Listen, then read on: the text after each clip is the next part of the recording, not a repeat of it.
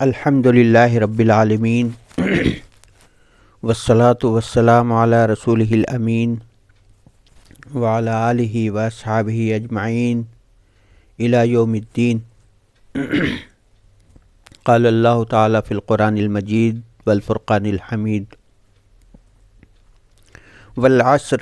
ان الانسان لفی خسر الا الذین آمنوا وعملوا الصالحات وتواصوا بالحق وتواصوا بالصبر۔ وقال اللہ ومن یبتغ غیر الاسلام دینا فلن یقبل منہ وهو فی الآخرۃ من الخاسرین۔ صدق اللہ العلی العظیم۔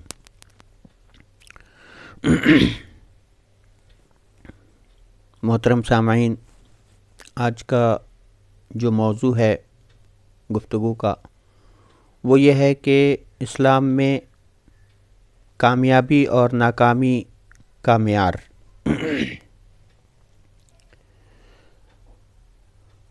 اللہ تبارک و تعالیٰ نے کامیابی اور ناکامی کو احکام شرعیہ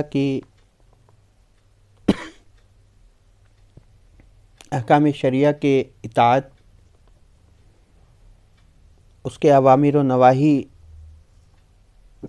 کے ساتھ مشروط کیا ہوا ہے۔ متعدد آیات قرآن مجید کے اندر الگ الگ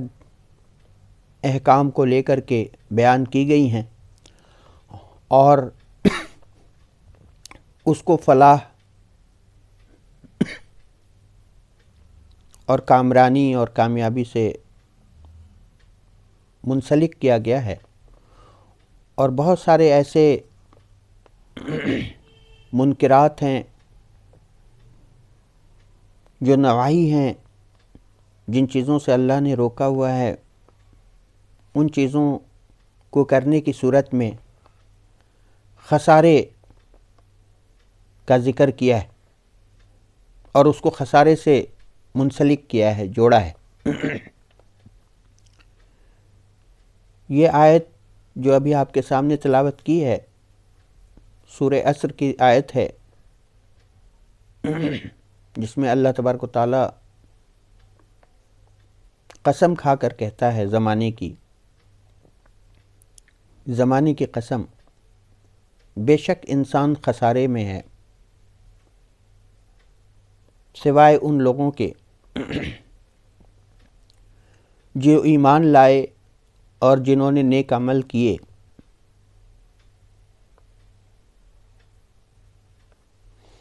اور حق اور صبر کی تلقین کی۔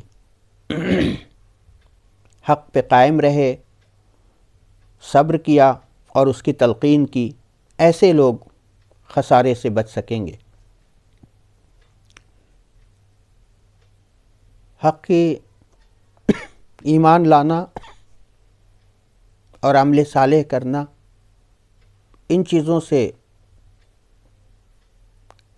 فلاح و کامیابی کو مشروط کیا گیا ہے اسلام کے اندر، اور جو منکرات ہیں ان سے بچنے کے ساتھ مشروط کیا گیا ہے، اور ساتھ ہی ساتھ یہ بھی کہا گیا ہے کہ جب آزمائش کا کوئی وقت آئے گا تو اس وقت حق پہ جمے رہنا، دوسروں کو بھی اس کی تلقین کرنا، خود بھی جمے رہنا،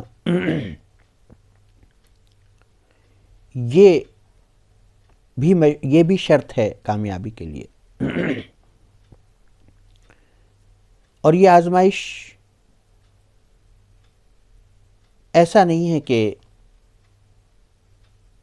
کسی کی ہوگی۔ جنت کے لیے، جنت کے بدلے میں آزمائش ہو کے رہے گی ہر ایک کی۔ اگر کسی کو جنت چاہیے تو اس کی آزمائش ہوگی۔ یہ پیمانہ ہے۔ صبر اور آزمائش ہی وہ راستہ ہے جس کے ذریعے سے جو جنت کی طرف جاتا ہے۔ قرآن مجید کے اندر ایک جگہ اور فرمایا گیا وَلَنَبْلُوَنَّكُمْ بِشَيْءٍ مِّنَ الْخَوْفِ وَالْجُوعِ وَنَقْصٍ مِّنَ الْأَمْوَالِ وَالْأَنفُسِ وَالثَّمَرَاتِ وَبَشِّرِ الصَّابِرِينَ۔ اور ہم تمہیں آزمائیں گے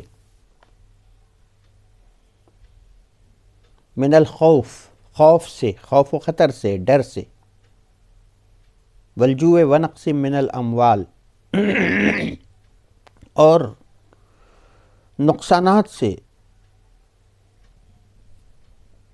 گھاٹے سے، اموال کے،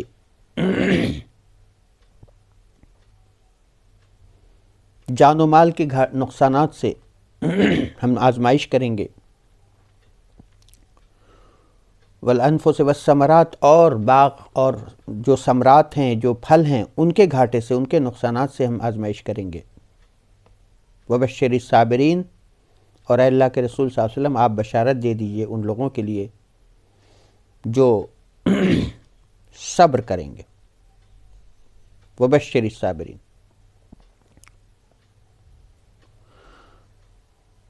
وبشر الصابرین الذین اذا اصابتہم مصیبۃ،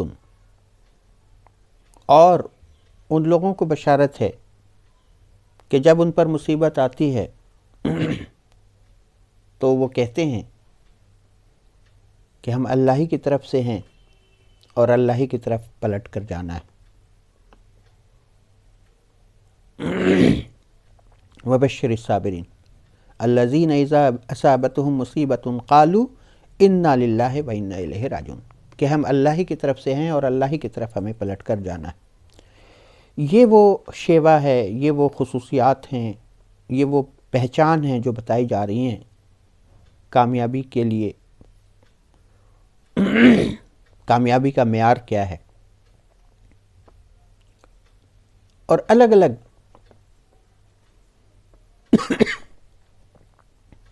مقامات پر مختلف جو اسلام کے احکامات ہیں، جو خیر ہیں، ان کا ذکر کرتے ہوئے بھی اس کو کامیابی کے ساتھ قرآن مجید کے اندر مشروط کیا گیا ہے۔ ظاہر سی بات ہے کہ تمام افعال اور تمام خیر کا ذکر کرنا ایک ایک کر کے ممکن نہیں ہے، لیکن جو آپٹیمم لیول ہے کامیابی کا، جو سب سے بڑے اعمال ہیں جس کی بنیاد پر فائنل فیصلہ ہوتا ہے، وہ اعمال ہیں جو صحابہ نے، جس کے اندر مہاجرین اور انصار دونوں شامل ہیں، جن کے بارے میں اللہ کے رسول صلی اللہ علیہ وسلم نے جس کے بارے میں قرآن مجید میں اللہ تبارک و تعالیٰ نے رضی اللہ عنہ ورضوا عنہم کہا ان صحابہ کے لیے کہ جن سے اللہ راضی ہوا اور وہ اللہ سے راضی ہوئے۔ تو اللہ راضی کس سے ہوا؟ ان کا کیا کیا کیریکٹر تھا، ان کی کیا عملی زندگی تھی، کس طرح سے وہ ایمان لائے، کس طرح سے انہوں نے اسلام پہ عمل کیا، کس طرح سے انہوں نے قربانیاں دیں اسلام کے لیے اور اپنا سب کچھ قربان کیا۔ ظاہر سی بات ہے یہ چیز تمام لوگوں پر ان کو فوقیت عطا کرتی ہے، اور یہی بنیاد ہے جس کی وجہ سے اللہ ان سے راضی ہوا۔ اور وہ تمام صحابہ، تمام انبیاء کے صحابہ میں سب سے افضل اللہ کے رسول کے صحابہ، اور اللہ کے رسول صلی اللہ علیہ وسلم تمام انبیاء میں افضل ہیں، اس طرح سے ان کے صحابہ بھی تمام صحابہ میں افضل ہیں، چاہے وہ حضرت عیسیٰ علیہ السلام کے حوارین ہوں، چاہے موسیٰ علیہ السلام کے فالوورز ہوں، چاہے وہ ہود اور نوح علیہ السلام کے ساتھ دینے والے ہوں، ان سب میں صحابہ کا جو مقام ہے وہ سب سے عظیم ہے، سب سے برتر ہے۔ اور ان صحابہ کے لیے اللہ تعالیٰ نے خود دنیا میں وعدہ کر دیا کہ اللہ ان سے راضی ہوا، دنیا میں اس کا اعلان کر دیا کہ اللہ ان سے راضی ہوا اور وہ اللہ سے راضی ہوئے، رضی اللہ عنہ ورضوا عنہ۔ اور یہی سب سے بڑی کامیابی۔ جب ہم اور ان صحابہ کے لیے جس کے تعلق سے آپ صلی اللہ علیہ وسلم کی حدیث موجود ہے، آپ صلی اللہ علیہ وسلم نے فرمایا اصحابک من النجوم الاصحاب کالنجوم، صحابہ ستاروں کی مانند ہیں، جو ہمارے صحابہ ہیں وہ ستاروں کے مانند ہیں، اور اگر تم ان میں سے کسی ایک کی بھی اتباع کرو گے تو تم ہدایت پا جاؤ گے۔ یعنی ایک معیار قرار دیا ہے اللہ کے رسول صلی اللہ علیہ وسلم نے ان کو، کیونکہ اللہ کے رسول صلی اللہ علیہ وسلم کی صحبت میں وہ رہے۔ صحابہ اسی لیے انہیں کہا جاتا ہے کہ انہوں نے آپ صلی اللہ علیہ وسلم کی صحبت انہیں ملی، حاصل ہوئی، اور ایسی صورت میں پوری امت مسلمہ کے لیے وہ ایک نجوم کی طرح ہیں، ایک ستاروں کی مانند ہیں، اور اس روشنی، ستاروں کی روشنی میں ہم اپنی زندگی کو کی ایام طے کر سکتے ہیں، ایام گزار سکتے ہیں۔ ان کے جو افکار ہیں، ان کی جو عملی زندگی ہے، وہ ہمارے لیے ایک نمونہ ہے۔ اسی طرح سے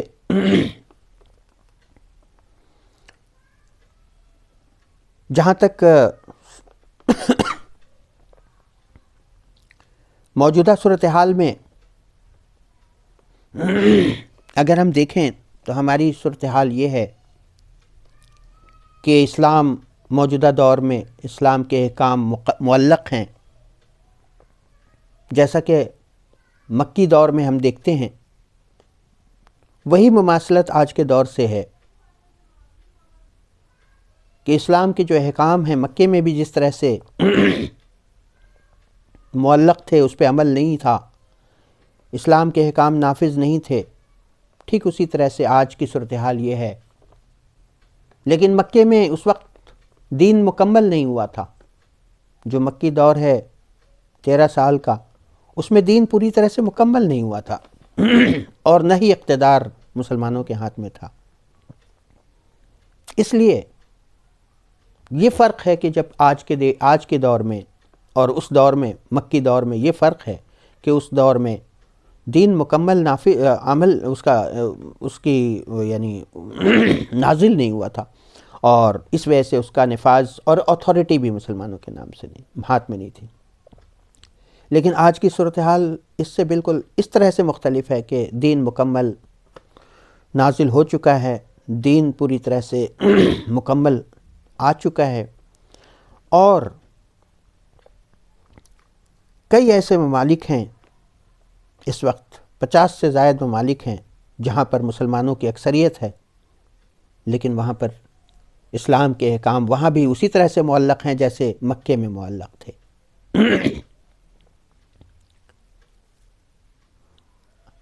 موجودہ دور میں جو حکمراں ہیں، وہ مسلم حکمراں، وہ اسلام کو انہوں نے ایبینڈن کیا ہوا ہے، اسلام کو معلق بنایا ہوا ہے، اور جو مغربی طرز حیات ہے، مغربی نظریہ حیات ہے، مغربی افکار ہیں، مغربی مفاہیم ہیں، مغربی نظریات ہیں، ان کو نافذ کیا جا رہا ہے، وہ سرمایہ دارانہ نظام کو نافذ کیا جا رہا ہے۔ ایسے میں کیا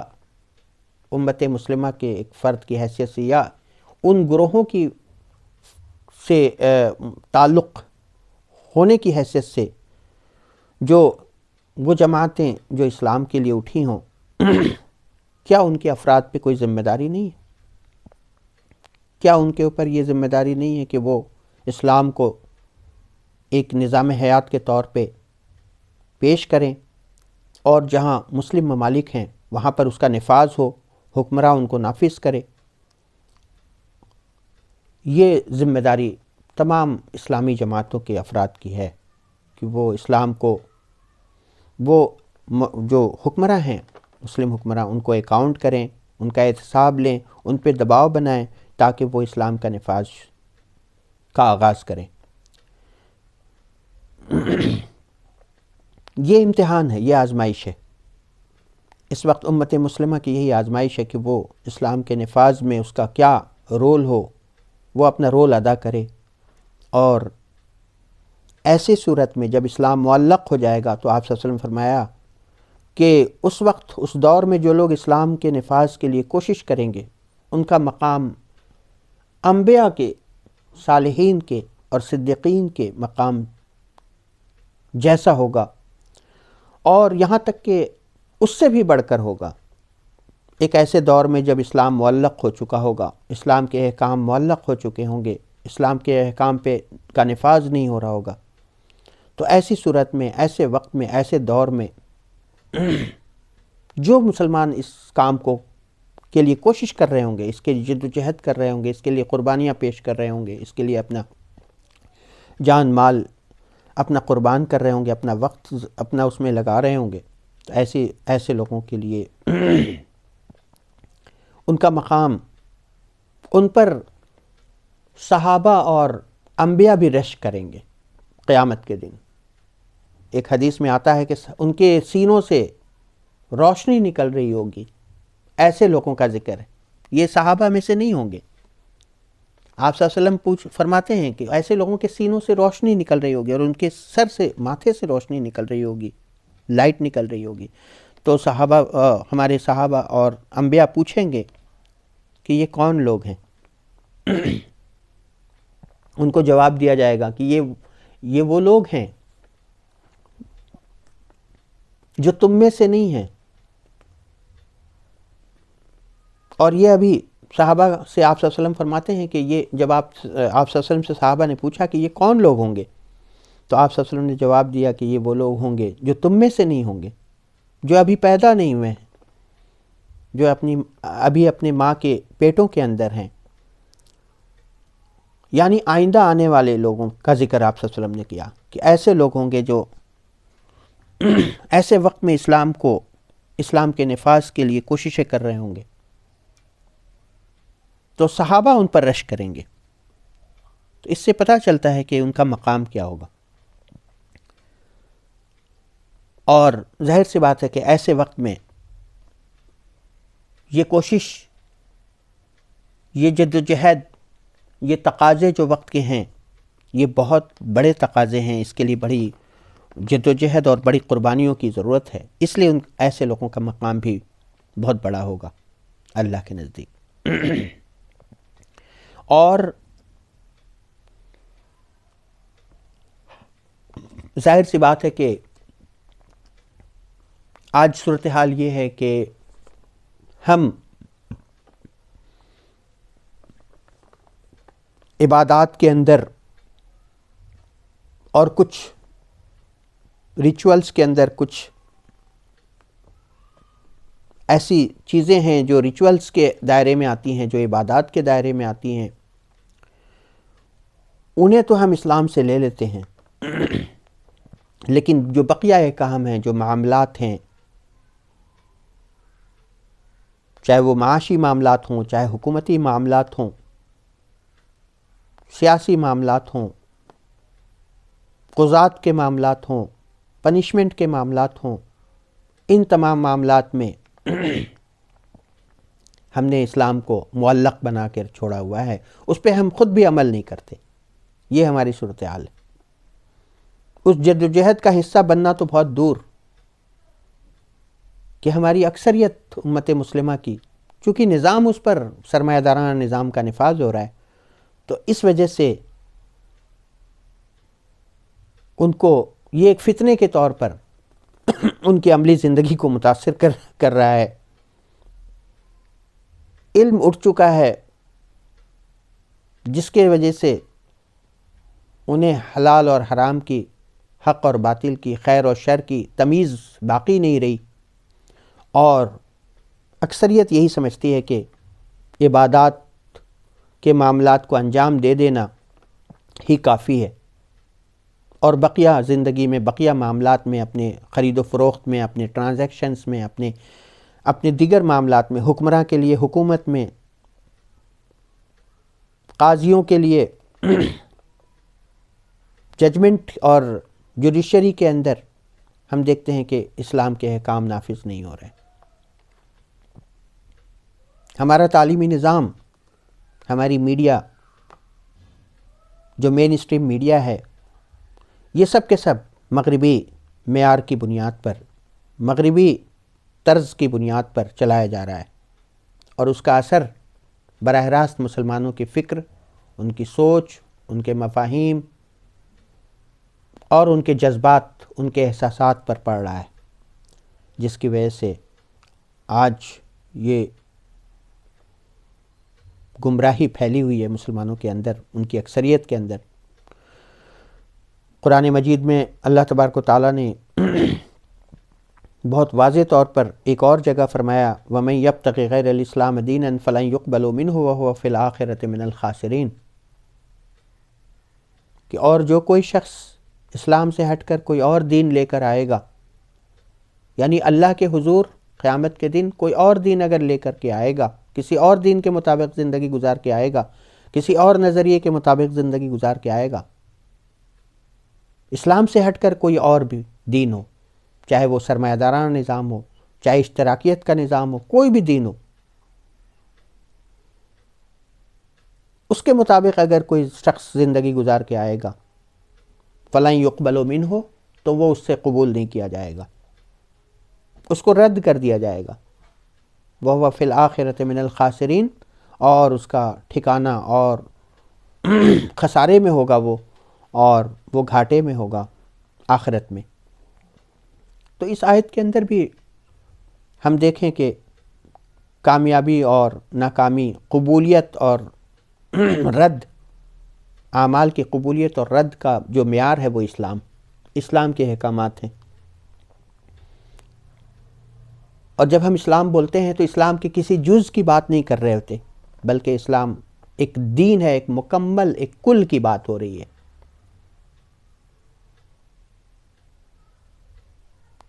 تو جب تک کل پہ عمل نہیں کیا جائے گا تب تک وہ اسلام پہ عمل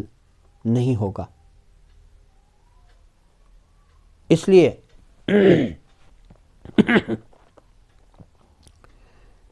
کیونکہ اسلام ایک دین ہے، ایک مکمل نظام حیات ہے، اور اس کے اندر کوئی بھی ایسی شے ہے جو چھوڑی نہیں گئی ہے۔ اسلام میں کوئی ایسا مسئلہ نہیں ہے جس کا حل نہیں بیان کیا گیا ہو۔ اور ایسے صورت میں قرآن مجید میں بھی اس بات کو واضح کیا گیا ہے وَنَزَّلْنَا عَلَيْكَ الْكِتَابَ تَبْيَانًا لِكُلِّ شَيْءٍ، کہ ہم نے ایک ایسی کتاب نازل کی ہے جو ہر شے کے بارے میں بیان کر رہی ہے، ہر ایک مسئلے کا جواب دے رہی ہے۔ یعنی ایک ایسا دین اللہ تبارک و تعالیٰ نے ہم پہ نازل فرمایا کہ پورا روشن ہی روشن ہے، وہ لائٹ ہی لائٹ ہے اس کے اندر۔ آپ صلی اللہ علیہ وسلم نے ایک اور حدیث میں فرمایا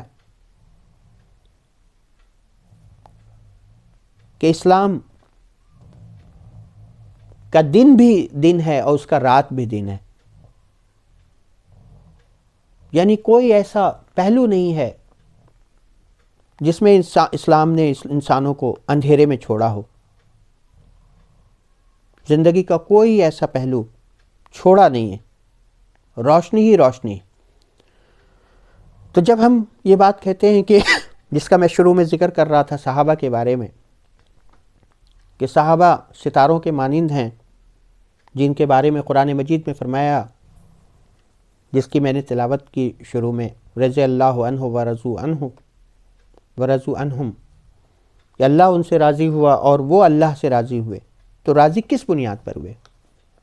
ہم دیکھیں کہ ان کی عملی زندگی کیا تھی جس کی وجہ سے وہ راضی ہوئے، جس کی وجہ سے اللہ ان سے راضی ہوا اور وہ اللہ سے راضی ہوئے۔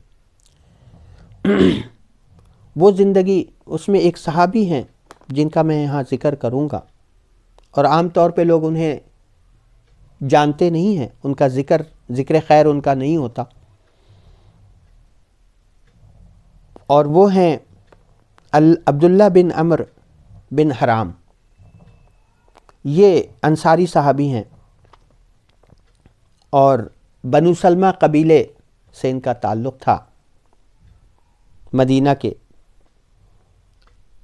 اور ان کے بیٹے جابر بن عبداللہ بہت مشہور صحابی ہیں اور بہت ساری احادیث کے راوی بھی ہیں۔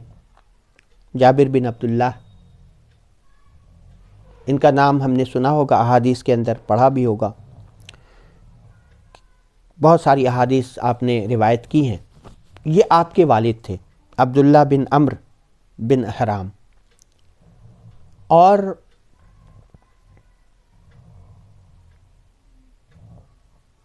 ان کے تعلق سے آتا ہے کہ جب مصعب بن عمیر رضی اللہ عنہ کو مدینہ بھیجا گیا اللہ کے رسول صلی اللہ علیہ وسلم کی طرف سے کہ آپ جائیں اور اسلام کے بارے میں لوگوں کو مدینہ میں واقف کرائیں، تو آپ کی کوششوں کے نتیجے میں آپ کے ذریعے سے دعوت ان کے کانوں تک بھی پہنچتی ہے، عبداللہ بن عمرو بن حرام کے تک یہ دعوت پہنچتی ہے، اور آپ جب بیت عقبہ ثانی والی جو ہے حج ہوتا ہے اس موقع پر جب آپ آتے ہیں مدینے سے مکہ حج کے لیے، تو آپ صلی اللہ علیہ وسلم سے ملاقات کرتے ہیں، اور چونکہ دعوت آپ تک پہنچ چکی ہوتی ہے تو آپ صلی اللہ علیہ وسلم سے ملاقات کرنے کے لیے آپ تشریف لے جاتے ہیں عقبہ کے مقام پر، اور وہاں بیت عقبہ ثانی ہوتی ہے، اس میں آپ بھی شریک ہوتے ہیں، اور آپ صلی اللہ علیہ وسلم نے آپ کو بنو سلمہ کا امیر مقرر، ایک طرح سے نگراں مقرر کیا تھا، ذمہ دار مقرر کیا تھا، کیونکہ آپ بنو سلمہ کے ایک بااثر شخصیات میں سے تھے۔ اور پھر جب ہجرت ہوتی ہے بیت عقبہ ثانی کے بعد، جب ہجرت ہوتی ہے اور آپ صلی اللہ علیہ وسلم مدینہ ہجرت کر کے آتے ہیں اور ایک اسلامی ریاست وہاں قائم کرتے ہیں، تو عبداللہ بن عمرو بن حرام یہ آپ کے ساتھ شانہ بشانہ ہر وقت اور ہر موقع پر آپ کا ساتھ دیتے ہیں۔ عبداللہ بن عمرو بن حرام وہ صحابی ہیں جن کی 9 بیٹیاں تھیں اور ایک بیٹا جو جابر بن عبداللہ، ایک بیٹا، اور ظاہر سی بات ہے کہ عمر کا ایک بڑا حصہ گزر چکا تھا، ادھیڑ عمر تھی، بڑھاپا قریب تھا، اور آپ پر یہودیوں کا قرض بھی تھا جو آپ نے لے رکھا تھا، مدینہ کے یہودیوں کا قرض بھی تھا، کافی بڑا قرض تھا، لیکن آپ صلی اللہ علیہ وسلم کا ساتھ دینے میں عبداللہ بن عمرو بن حرام رضی اللہ عنہ نے کوئی کسر نہیں چھوڑی، اس بات کی پرواہ نہیں کی کہ اس میں ہماری جو آزمائشیں آئیں گی تو یہ ہماری بیٹیاں یا یہ ہمارے قرض کو کون ادا کرے گا، ہماری بیٹیوں کی دیکھ بھال کون کرے گا۔ ایک ہی بیٹا تھا اور ان کو حضرت جابر بن عبداللہ کو بہت مانتے بھی تھے، بہت پیار کرتے تھے۔ تو جنگ بدر جب ہوتی ہے ہجرت کے بعد، تو جنگ بدر میں بھی شریک ہوتے ہیں آپ، اور آپ غازی ہوتے ہیں، وہاں سے واپس آتے ہیں۔ اس کے بعد جنگ احد ہوتی ہے۔ جنگ احد سے پہلے آپ اپنے بیٹے حضرت جابر بن عبداللہ کو بلاتے ہیں اور کچھ اہم بات کرتے ہیں جو آپ کے دل کی بات ہے، اور آپ فرماتے ہیں کہ جابر، میں اللہ کے رسول صلی اللہ علیہ وسلم کے بعد تم سے سب سے زیادہ محبت کرتا ہوں، اور ہو سکتا ہے آئندہ آنے والی جنگ میں زندہ واپس نہ آؤں، تو یہ جو میری 9 بیٹیاں ہیں ان کا تم خیال رکھنا، ان کی نگرانی تمہیں کرنی ہے، اور میں تمہیں ان کا نگراں بناتا ہوں، ان کی ذمہ داریاں تم پر ڈالتا ہوں، اور میرے اوپر یہ جو بڑا قرض ہے اس قرض کو بھی تمہیں ادا کرنا ہے۔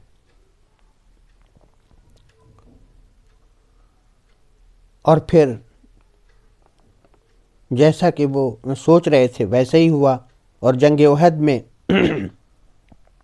آپ کو شہید کیا جاتا ہے، اور یہاں تک کہ پہلے شہیدوں میں آپ کو قبولیت ملتی ہے. اور جیسا کہ ہم جانتے ہیں کہ جنگ احد میں قریش کے سرداروں نے، جو کہ جنگ بدر میں انہیں بہت زبردست نقصان ہوا تھا، تو وہ اس کا بدلہ لینا چاہ رہے تھے. تو اس لیے انہوں نے جو مسلمانوں کی جو لاشیں تھیں اس کے ساتھ بے حرمتی کی، انہوں نے ان کا مسئلہ بنایا. اس میں ایک ان کی بھی لاش تھی. جیسے ہم جانتے ہیں کہ حضرت حمزہ کے ساتھ رضی اللہ عنہ کے ساتھ بھی یہی ہوا، ان کی لاشوں کے ساتھ بھی بے حرمتی کی گئی. اسی طرح سے حضرت عبداللہ بن عمرو بن حرام کی لاش کے ساتھ بھی بے حرمتی کی گئی، اس کا مسئلہ بنایا گیا، یہاں تک کہ ان کی لاش پہچان میں نہیں آ رہی تھی. تو ایسی صورت میں یعنی ہم دیکھتے ہیں کہ جب 6 مہینے کے بعد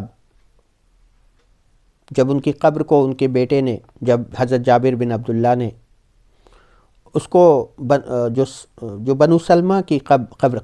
کا قبرستان تھا وہاں پر شفٹ کرنا چاہا،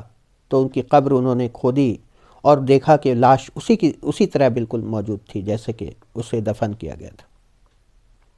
یعنی ذرہ برابر بھی اس میں کوئی فرق نہیں آیا تھا. تو اس طرح سے شہید حضرت جابر بن عبداللہ کی جو حیات ہے، جو زندگی ہے، وہ ہمارے سامنے ہے کہ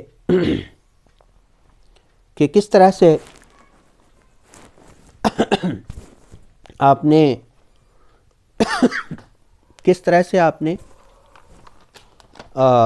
اپنی یعنی اسلام کے لیے اپنی قربانیاں عطا کیں، اور کس طرح سے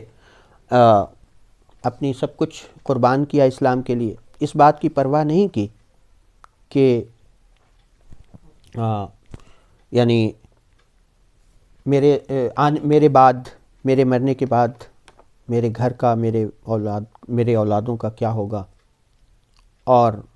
ظاہر سی بات ہے یہی وہ چیز ہے جو صحابہ کو ممتاز کرتی ہے، جس کی بنیاد پر اللہ ان سے راضی ہوا اور وہ اللہ سے راضی ہوئے. اور تو کامیابی اور ناکامی کا جو معیار ہے، اور یہاں تک کہ آپ کی ایک یہ بھی خاصیت تھی کہ جب آپ کے بارے میں اللہ کے رسول صلی اللہ علیہ وسلم نے فرمایا کہ جب جنگ احد کے شہداء کی جو ارواح تھی، جو روحیں تھیں، ان کو اللہ تبارک و تعالیٰ نے اٹھا لیا اور ان سے باتیں کی. اور آپ صلی اللہ علیہ وسلم فرمایا جابر رضی اللہ عنہ سے ان کو سمجھاتے ہوئے، ان کو ڈھارس بناتے ہوئے. ایک دن وہ بہت مایوس بیٹھے ہوئے تھے، تو اللہ کے رسول صلی اللہ علیہ وسلم ادھر سے گزرتے ہیں اور آپ پوچھتے ہیں کیوں مایوس بیٹھے ہو جابر؟ تو آپ فرماتے ہیں کہ جو 9 ہماری بہنیں ہیں ان کی ذمہ داریاں ہم پر ہیں، اور ایک بڑا قرض ہے جو ہمیں ادا کرنا ہے، اس کی وجہ سے میں اس فکر میں ہوں. تو اللہ کے رسول صلی اللہ علیہ وسلم نے ان سے فرمایا کہ اے جابر، آج میں ایک بات تمہیں بتاتا ہوں جس سے تم خوش ہو جاؤ گے. اور آپ نے فرمایا بتائیے اللہ کے رسول. تو آپ نے فرمایا کہ تمام جنگ احد کی جو روحیں تھیں ان کو اللہ تبارک و تعالیٰ نے ان سے گفتگو کی، اور تمہارے والد عبداللہ بن عمرو سے بغیر پردے کے گفتگو کی،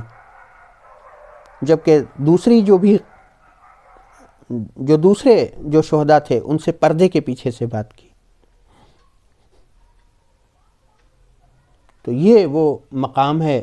جو حضرت جابر بن عبداللہ کے والد کا مقام ہے، عبداللہ بن عمرو کا. اور یہ ظاہر سی بات ہے یہ مقام اسی لیے انہیں ملا کیونکہ انہوں نے اپنا سب کچھ اسلام کے لیے قربان کیا، اس چیز کی پرواہ نہیں کی کہ ہماری دنیا کا کیا ہوگا، ہمارے ساتھ جو آزمائش آئے گی تو اس سے ہماری جو دنیاوی زندگی کی حد تک متاثر ہوگی، اس چیز کی پرواہ کیے بغیر انہوں نے اپنا سب کچھ اسلام کے لیے قربان کیا۔ ایسے بے شمار صحابہ کی زندگی ہمارے سامنے آتی ہے جنہیں ہم کئی بار ان کا نام بھی نہیں جانتے،